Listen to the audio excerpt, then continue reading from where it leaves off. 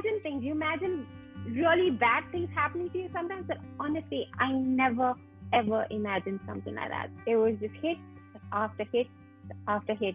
The only way for me to let this out was to cry. And I didn't think I was capable of handling a situation like this. Where I was coming from was I didn't look the same. What worked or what could have been done better? Is there a way that one can learn how to respond effectively to someone who might be going through what you've been through? Fear, such fear that I had in me that I'm very happy with the person I am today.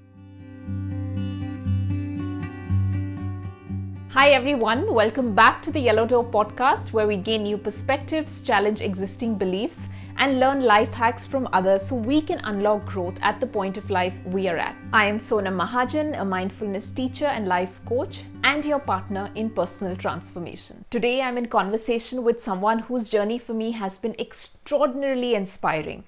To me, her life is a symbol of the metamorphosis of the mind and body, and it's an absolute pleasure to have her with us and share her journey on the Yellow Door podcast. She has worked as an assistant director, has been a promo producer, has worked in the market research space, and currently resides and works in Mumbai in the advertising industry. She has a double master's from Carnegie Mellon and from the London Film School. My guest on the podcast today, Meghna Sethi. Hi Meghna, thank you so much for being here today on the Yellow Door podcast. I'm really happy to have you. I am very grateful. I am overwhelmed that we both have the chance together to talk about your journey and for many others to learn through your journey. It's been an incredible one. I don't think I would be able to do justice in words, trying to describe the victory that you've had, several victories that you've had through the course of the last decade. So I'm just going to invite you to share more with us. Meghna, 14 years ago, you went through a life-changing incident. Let's start from there. Talk to us about what happened and how the journey has been so far. Well, thank you so much, Sonam, for having me and talking to me. It is definitely something that I want to put out there because, I will be talking about my journey. It's been a tough journey, but I just feel there is a lot that people can learn from this. And I want that. I want people to get that out of my experience. And when I spoke to you for the first time, when we first spoke and I took you through my journey, that was literally after a number of years, did I actually go through the entire experience again over the couple of hours that we spoke. And I remember when I ended that conversation, the first thing I did was call my parents and I told them, that I'm so proud of myself. That's what I want to put out there, that, everyone has it in them to get over an experience like this. It is hard. It is very hard, but it's not impossible. About close to 14 years ago, I met with a car accident. It was 2 weeks before I turned 23. It was a life-threatening car accident. I was in a coma for 21 days. In hospital, the first time was 2.5 months before I got discharged and repeatedly kept going back for a number of surgeries. I've been through about 14 surgeries in a span of 12 years. So my physical rehabilitation got over in 2018. But mentally, this really, really affected me. As in, I was an extrovert. I was always out there. I was ready to take on different challenges in life. And I was a sports person. I was always trying out different things. But when this happened to me, I think I just swung to the other extreme of the spectrum. I completely broke and I went to the darkest point of existence. Like I know for a fact, like today, honestly, anything goes wrong and things do go wrong. And I'm human, of course, I'm going to feel it. It's not like I don't get affected. I do get affected, but there is never a situation today that I feel I cannot get out of. Because of what I have been through and what I have gotten out of, nothing seems impossible today. The only part of me that got injured was my face. I only got hurt on my face. It was completely smashed, completely dead. When I came to the hospital, when I finally got out of unconsciousness and I came to life, and I remembered myself. Of course, mentally, I had also been jolted because my head had been hit, correct? So my brain had like a massive earthquake. But of course, I super lucky because the doctors, they feared I wouldn't survive more than an hour when I got to the hospital. Then fine, I survived the hour. While I lay in unconsciousness, they were not sure if I would remain a vegetable, if I finally do, if there'll be paralysis, when I finally do come back to consciousness, if I will have any memory of anything, if I'll be able to talk, what I'll be like, nothing. And I am so lucky that none of that happened. As in, yes, I was reduced to literally a 6-year-old in terms of what I understood and how I was talking. And when I first came back into consciousness, it's not like I didn't remember the past. I did remember I was working as an assistant director, and I was looking forward to get back to on job because I was a workaholic. I've enjoyed working. I was looking forward to getting back to what I used to do. I did understand that an accident happened to me. My parents were very honest with me. They were very honest about what had happened, but they were careful in what they said to me. What they said to me was always the truth, but they held back on a lot of things while I was in hospital because there were certain things that had to be kept from me while my brain was developing back to what it used to be. I mean, I had to learn how to eat again. I had to bathe again. I had to learn how to walk again. I was going through physiotherapy and all. And because of this, I think I assumed everything was going to be okay like that. Before I got discharged for the first time, after about 2.5 months, the doctor came into my room. He came this time with a mirror. The one mirror in the hospital room, which is in the bathroom, had been covered. So I had never really seen my face. So then he put the mirror in front of me, and I saw my face for the first time in 2.5 months. I was lost for words. Like, I had never imagined to see my face like that. I was happy with the way I looked and, just how I carried myself off before the accident. So coming from there, and I was only 20, going to be 23, right? So I was just breaking out of my adolescence. So to see myself like that was just such a shock. I honestly couldn't believe it. And then I had a patch on my eye. I had multiple facial fractures. I'd lost my bone in my cheek, which is also put back in. My chin had to be fixed in lots of places. Honestly, at that point in time, I think when he's talking to me, it was just breezing by because I was just so shocked when I saw my face. They said, you imagine things, you imagine really bad things happening to you sometimes, but honestly, I never ever imagined something like that. Anyway, and then he talked about my eye. He said, we put a patch on your eye.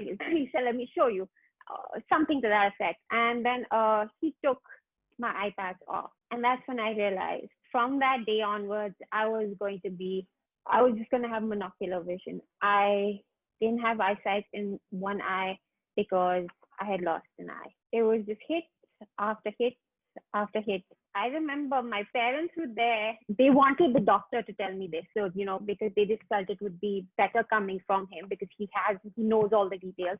And if I had any questions, he would be able to answer it best. Coming to terms with that moment took a very long time. I was discharged and I went back home the next day. There I had mirrors. I had mirrors in my room. I had mirrors in my bathroom. So I would see my face all the time. I hated it.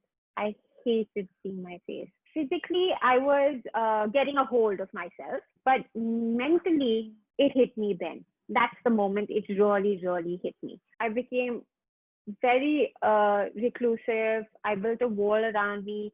I didn't want to meet people. I didn't want to go out of the house. I was always at home. The only way for me to let this out was to cry. So I used to cry. I used to cry to my mom. I used to cry to my dad. I had to cry to my brother because that's the only way I could feel better. But I have to say, the one thing that was such a big support with these three people, as in they still always just made me feel like I would be okay and I am okay. And I'm sure it wasn't easy for them to see their daughter or their sister in this situation. I had my share of mental and physical hell going on, but they had their share. But the best part and the greatest part of that is they were always very supportive, very optimistic, very optimistic. And that optimism was a base that I always had to spring off. And I had an amazing set of friends. The toughest part of it was, like I said, I was turning 23. I had just started my career. I had just stepped out of my undergrad. It was just about a year since I'd gotten out of my undergrad. I started working as an assistant director. And, that's when you're going for interviews, you're meeting new people, you're trying to put yourself out there. And what is the first thing that they see? Your face. And that's what had been completely ruined. It's just a fact, your face is the first thing people see. Your face is what makes the first impression. For that to be so badly affected was very hard hitting. A lot of what you're describing, it's extraordinarily difficult to rise from those states of mindset, physical states that you've described.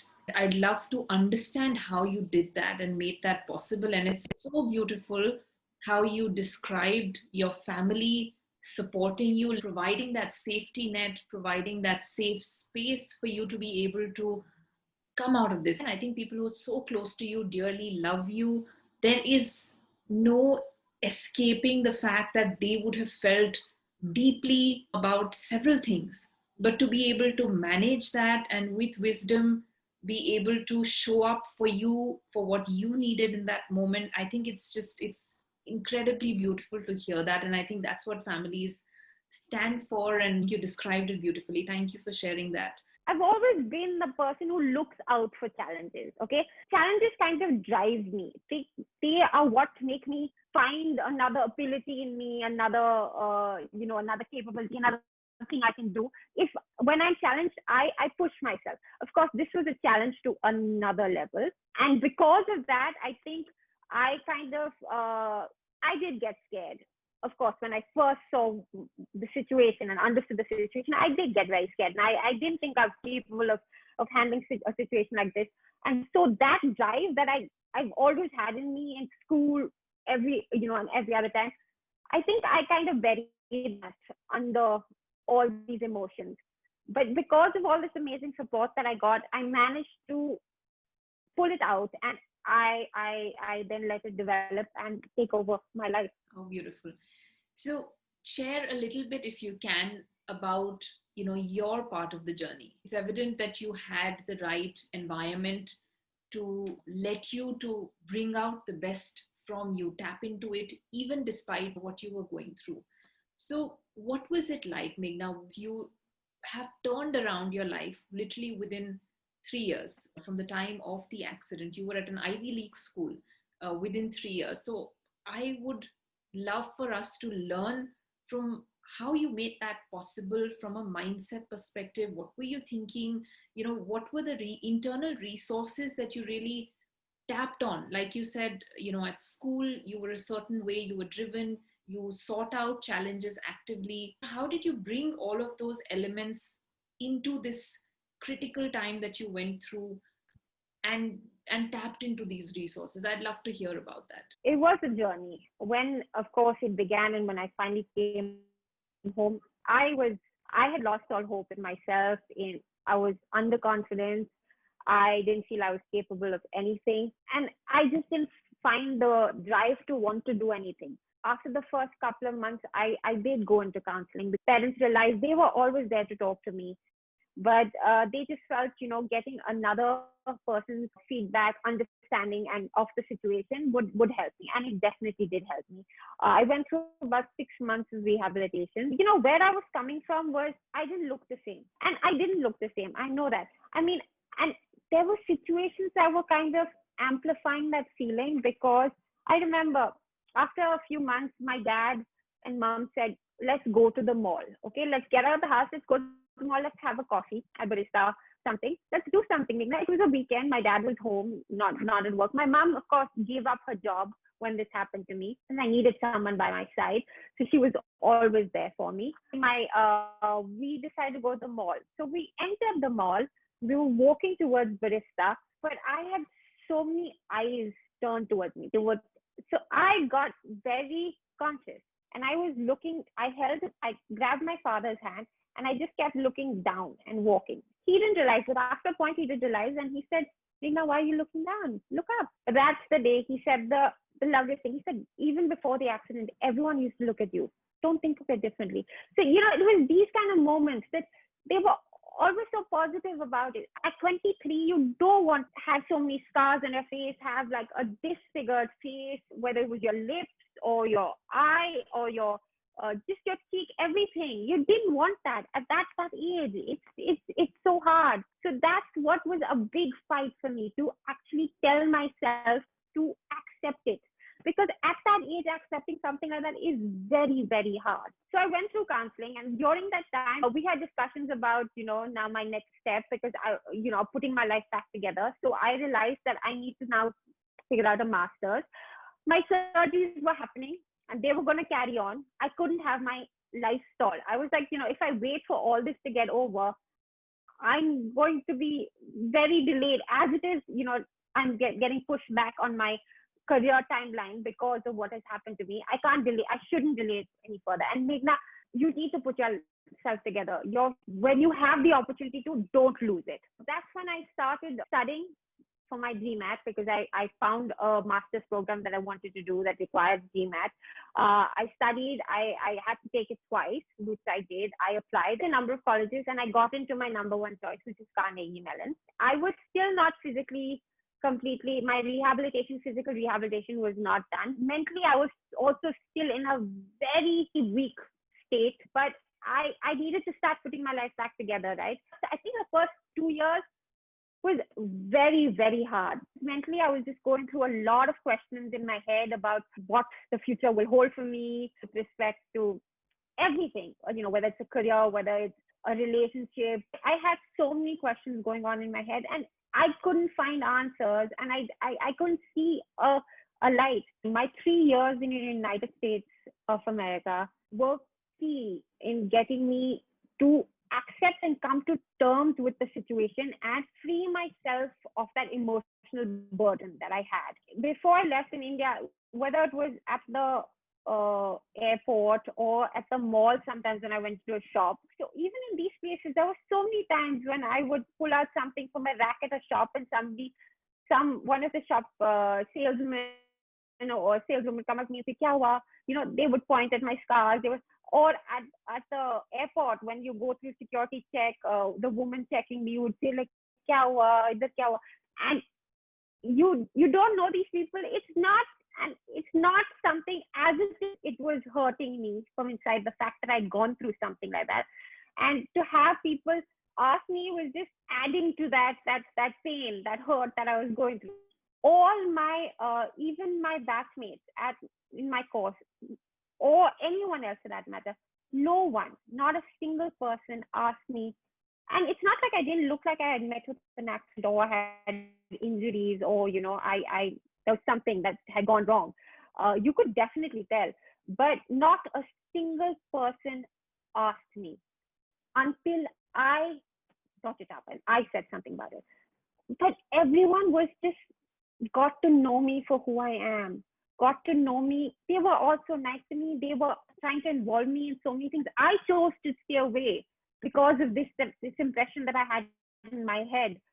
But they were all inviting me to do things. So that's when I realized, me being the person I am because of who I am from inside and not what I look like, came there. And that was such a big strengthening factor for me. And this is amazing, right? This one tends to wonder whether this is cultural, how we perceive the external versus the internal, or how we perceive a human being. And the fact that you had a different experience when you were back home versus when you were, say, in the US, and how that experience literally gave you the strength to understand that, yes, you are still the same Meghna. It's a real challenge for someone who's 23-year-old or even older. This, like you said, this is the first thing that one sees within yourself, and when you look at yourself, and that's how our world is constructed, to value the experience. Right. No, but Sonam, sorry, I'm going to interrupt you because it's got to do with what you're saying. Yes.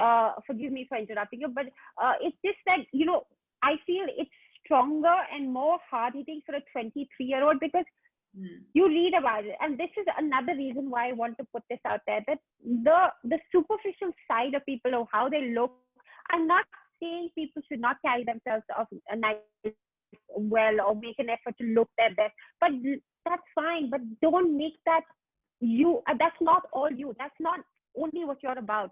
That is what they need to understand.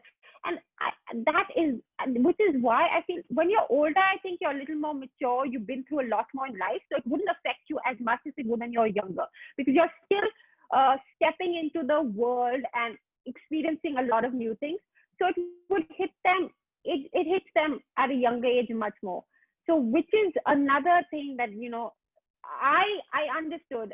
And I mean, honestly, those years of my life from 23 to 29, 30, about 7 years, I was struggling mentally. So those years where, you're just out of your teenage years and you're just stepping into the world of working and new experiences in terms of everything. I didn't live them like, any normal, that's usually done.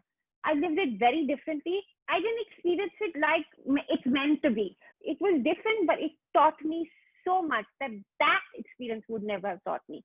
Like today, I'm a very different person to who I would have been if this accident hadn't happened to me. At this age, I would have been a very different person, and I know it for a fact. I today love the person I am. Let me also say this. I don't think that I don't carry myself well. I still think I can. I'm scarred. I'm proud of my scars. I'm scarred. I mean, all those marks are evident on me, but I still think I carry myself well. But I love me for the person I am from inside. Meghna, as you're speaking, this is coming to mind. We live in a society where, we have our preconceived notions, our biases based on society, social constructs, and all of that. At times, and I don't know if you face this, but people see you and they don't know how to respond. What's the appropriate response? They end up saying something like you described, something that you don't want to hear from a stranger. So how do you look at this? What worked or what could have been done better? Is there a way that one can learn how to respond effectively to someone who might be going through what you've been through? So now I don't think it's possible to teach people how to respond to this situation. It depends on each person, their characteristics and what their preconceived notions are, what they believe, all that, their experiences that they've been through in life, all that plays a role in how they will react to a situation like this. But when I mentioned about, the experiences that I've been through, those were people I didn't know. But then of course I got over that as well. Once I accepted, what had happened to me. Related to your question and what you posed here, in this journey, there have been people who have not been sure how to respond to me and not responded how I would have liked them to respond. But I guess, and that honestly impacted me a lot in this journey, because again, I started blaming what I look like for the way, for things not feeling normal. But once I came to realize who I actually am, and I managed to get over that too, and I managed to shine a different light on that relationship and just approach it differently. It's not like, the relationship needs to stop. It's just that the equation has become different, because you have to understand that everyone's not going to be able to react to the situation in a similar manner. It's fair to just, where they're coming from and whatever it is that is in the head. But anger was something that used to be how I approached it with, but then I just realized it's okay. It's that you just don't let yourself be pulled down because of that. As long as you know who you are, you will figure out how to handle that equation or that friendship or whatever it is.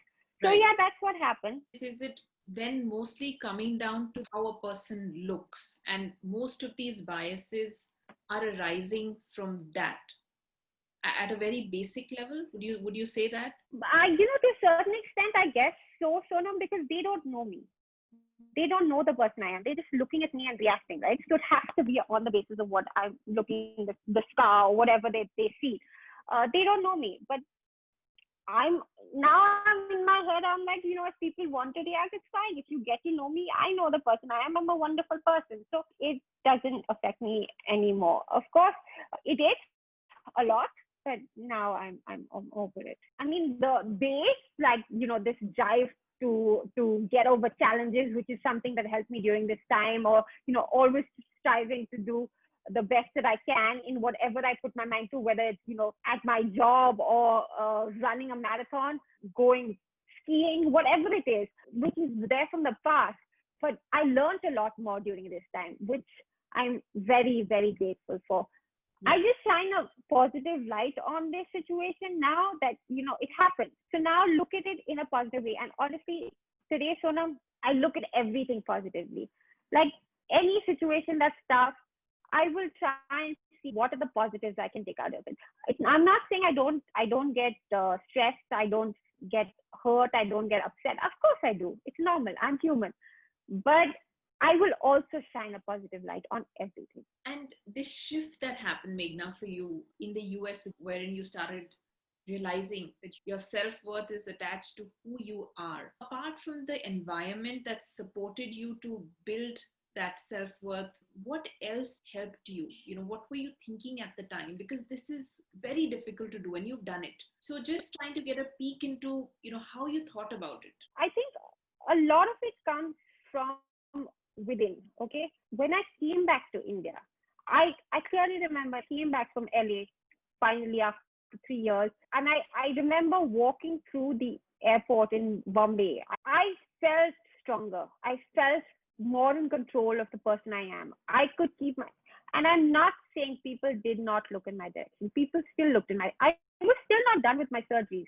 Even after Carnegie Mellon, I have had 3 or 4 surgeries. People still looked at me, but I didn't let that affect me because I had realized the person I am. I was like, Meghna, yes, you want to look better. You will look better because I knew there was surgery going to happen. You're going to look as good as the doctors can make you look. It's fine. See, this is all the acceptance that came to me at the time. I would never, all these thoughts never before I went to Carnegie, it was just fear, such fear that I had in me that, oh my God, how close to what I used to look like will I look like again? I honestly think I still get them today, but now it doesn't even pass my attention now. I'm just completely over it. You say it effortlessly, but acceptance around what you've been through is extremely powerful, and I'm sure we're just scratching the surface here as we speak. Meghna, tell me a little bit about how life has transformed and how life is for you right now. What have you been able to take from what you've learned, and how do you see it manifesting in your daily life now? Well, Sonam, there's just been a lot that's happened in this time. I mean, and I'm so glad I have that drive in me to always challenge myself to things, because I had gone through the degree of injuries and all that. I wasn't too sure about my capabilities to do certain things. And of course, doctors has also told me I have to be careful in terms of, activities that cause a lot of movement to my head or stuff like that, But I've always been someone who's up for adventure, up for, played every sport. I'm just always looking for adrenaline rushes, That became another micro challenge in my big challenge. I have another side of me, which is adventurous and wild and, just out there to have like in a really adventurous way. So I didn't want to lose that. When this happened to me, a lot of restrictions were put on me, which were not my decision. And that is something that bothered me no end. Because I was like, if I decided, it's fine. But I haven't decided, and that was very hard for me to accept. So I had to, of course, be smart about how I would challenge myself and what I would challenge myself to. I remember a group of friends were going parasailing to Lonavala, and I was like, no, I'm coming. And I went with them. And I remember I spoke to my doctors before going, and they were like, you can, but you'd be with somebody, but be really careful. And the first minute, I felt dizzy. But in my head, I was like, Meghna, you can't. And I'm in the middle. I'm like parasailing with somebody, of course. And I was worried that something else would happen. But I was like, no, you can't. This is not you. You can do this. You can do this. And I kind of like convinced myself that everything's okay. And yeah, suddenly everything became okay. So I think there was this fear in me because, the doctors had said all this may happen, that I kind of let it manifest into something, feeling like something's happening. But I probably wasn't. Same set of friends decided to go skiing. I had never been skiing before. Skiing is again another level of, pushing yourself. You're at that altitude, oxygen levels are low, and oxygen is another thing I had to be very, very careful of, because that's another injury that I had where my carotid artery was cut. And the carotid artery is what takes oxygen from your heart to your brain. And the doctor told me very specifically, if you feel anything, Meghna, take a break and then get on to the next flight and come back. I did feel something the first day, but I think that's normal because you're at a very high altitude. But then I started skiing the next day and I did it. It was, and just the feeling of pride that it gave me doing these things was different. It was, I just wanted to keep feeling that again. I guess that's what I actually can explain this feeling, but the biggest and the most relevant of this kind of feeling is when I ran my first 21K. I was like, okay, let me just give it a shot, and I need to show that am I capable of it. Let me see if I'm capable of it. And I ran my first 21K. This is in 2014. So that is about 8 years after the accident. It was very hard. I didn't really train for it, just a bit, but I ran it and I pushed myself again. I pushed myself. The last 6-7 kilometers was very hard to get through. Again, spoke to my doctors. They said, you need to be careful. And, that worry was also there in my head.